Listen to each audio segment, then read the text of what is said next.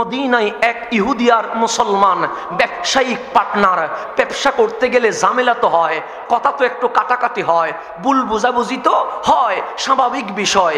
ঈমান নিয়ে নয়, আকীদা নিয়ে নয়, পানি নিয়ে ঝামেলা বেজেছে। তখন জমজম মদিনায় যায় নাই, তখন বিশ্ব এত উন্নত হয় নাই, তখন বিজ্ঞান এত আপডেট হয় নাই। তো মদিনায় এক ইহুদি আর এক মুসলমান দুজন ব্যবসা করে, ব্যবসার মধ্যে পানি নিয়ে ঝামেলা বেজে গেছে। পানি বন্টন কিভাবে হবে? মুসলমান বলে এইভাবে হবে, ইহুদি বলে না আমি যেভাবে বলি সেইভাবে হবে। ইহুদি বলে আমারটা মানতে হবে, মুসলমান বলে আমারটা মানতে হবে। দুজনেই কারো কথা মানতে রাজি নয়। দুজন যখন বেজে গেছে, মুসলমান বলে বিচার মানবা না, ইহুদি বলে মানবো না। ইহুদি বলে আমার বিচার মানবা না, মুসলমান বলে মানবো না। দুইজনের মধ্যে যখন বেজে গেছে, মুসলমান বলে চলো একটা জায়গায় যাব। সে কোন জায়গায়? সে আমার কামলিওয়ালা নবীর দরবারে যাব। আমার রাসূল যে বিচার করবে আমরা সেটাই মানব।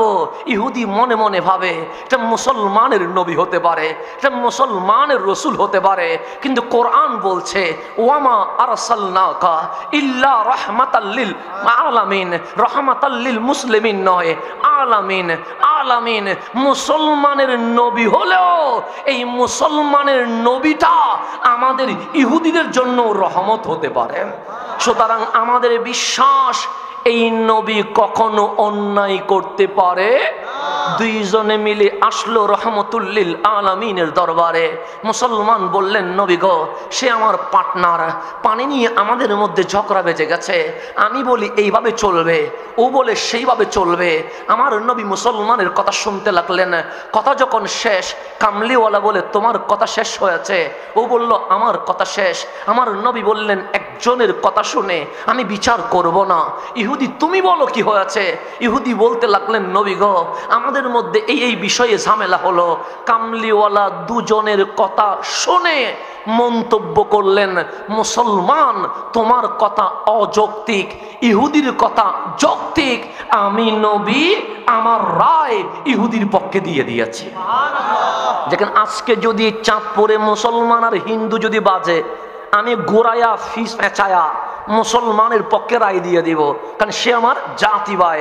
কিন্তু আমার কামলিওয়ালা বললেন না না, দাড়ি থাকলে, টুপি থাকলে, জুব্বা থাকলে আমি নবী রায় দিব না। রায় হচ্ছে যে সঠিকে আছে তার পক্ষেই আমি রায় দিব। কামলিওয়ালা ইহুদির পক্ষে রায় দিয়ে দিলেন। মুসলমান আর ইহুদি নবীর দরবার থেকে বের হলেন। মুসলমান বলে উঠলেন আমি বিচার মানি না। ইহুদি ডাক দিয়ে বললেন তোমার নবী, তোমার রসুল বিচার করেছে, তুমি মানবা না? সে না আমি মানবো না। এখন ইহুদি ডাক দিয়ে বললেন তুমি যদি তোমার নবীর বিচার না মানো, মানবে কার বিচার? তখন ওই মুসলমান ডাক দিয়ে বলে আমাদের মধ্যে সবার সেরা, নাম তার আবু বকর, যাকে মানুষ সিদ্দিকে আকবর বলে রাদিয়াল্লাহু তাআলা আনহু। উনি কখনো অন্যায় করে নাই, উনি কখনো অবিচার করে নাই। আমি তোমাকে বলছি চলো আমরা আবু বকরের দরবারে যাই, উনি যা বিচার করবে আমি সেটাই মানবো। এখন ইহুদি ভাবে নবীটা যখন অনন্য, নবীর সোহবতে যেই আবু বকর সেটাও তো অনন্য হবে, সেটাও অবিচার করতে পারে না। চলো আবু বকরের কাছে যায়। দুজন আসলেন আবু বকর রাদিয়াল্লাহু তাআলা আনহুর দরবারে। সিদ্দিক আকবর মুসলমানের কথা শুনলেন, তারপর বললেন ইহুদি তুমি বলো। ইহুদির কথা শুনলেন।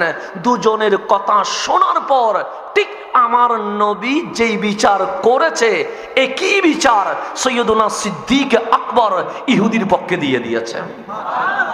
নবীর বিচারও কার পক্ষে? ইহুদির পক্ষে। সিদ্দিক আকবরের বিচারও কার পক্ষে?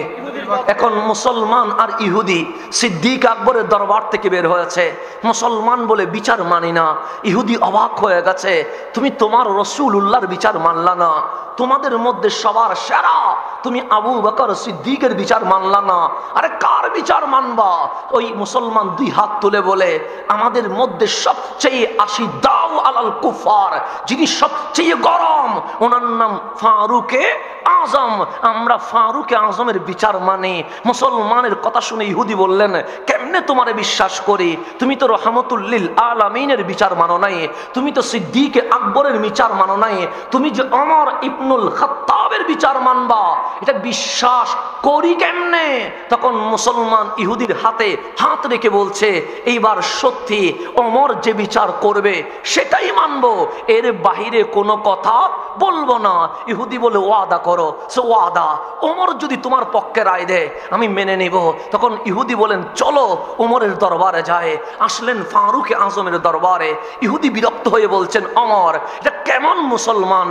আমরা আমাদের সমস্যা নিয়ে নবীর দরবারে গিয়েছি, নবীজি আমার পক্ষে রায় দিয়েছে, তোমার মুসলমান ভাই বিচার মানে নাই। আমরা সৈয়দুনা আবু বকরের দরবারে গিয়েছি, তোমার মুসলমান ভাই এই বিচার মানে না। ফারুক আজম ডাক দিলেন, ইয়া রাজুল মা বালুকা, তোমার কি হলো? তোমাদের মধ্যে সমস্যা হয়েছে। কামলিওয়ালা বিচার করেছে, সে হ্যাঁ বিচার করেছে, সে রায় কার পক্ষে? সে ইহুদির পক্ষে দিয়েছে। আবু বকরের কাছে গিয়েছো? সে হ্যাঁ গিয়েছি। আবু বকর বিচার কার পক্ষে করেছে? সে ওর পক্ষে গিয়ে করেছে। তো আমার কাছে কেন আসলা?